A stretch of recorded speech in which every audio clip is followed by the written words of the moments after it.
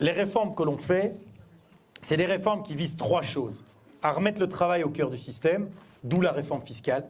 Réforme fiscale qui a déjà été adoptée en première lecture à la Chambre avant le 21 juillet. Le but, c'est de pouvoir la voter. Elle entrera en vigueur au 1er janvier. Je rappelle qu'il y a d'autres baisses d'impôts qui ont déjà été votées, parce que moi j'ai l'impression que tout ce qu'on fait, il y a une partie qu'on ne voit pas. Mais avec David Clarinval, on a défiscalisé les heures supplémentaires. Donc celui qui fait des heures sup gagne en net son brut. Il y a des gens qui peuvent avoir jusqu'à 25% de salaire en plus grâce à ça.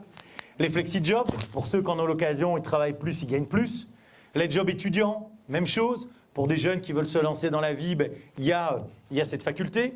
On a diminué à 3% les droits d'enregistrement.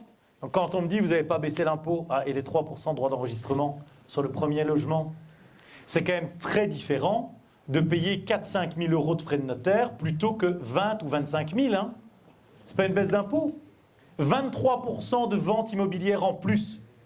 Ça veut dire 23% de gens en plus qui ont pu avoir accès à la propriété alors qu'ils n'avaient pas accès à la propriété avant. Ce n'est pas une politique sociale, ça. Quand vous arrivez à la pension en étant propriétaire de votre logement, c'est quand même vachement mieux que quand vous devez le louer, hein, en matière de sécurité pour le futur.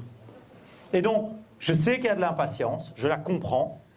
On remet de l'ordre, mais on remettra de l'ordre aussi avec deux autres paramètres. Un, rendre l'État plus efficace, parce qu'aujourd'hui, on a des politiques publiques extrêmement chères, et qui ne sont pas efficaces.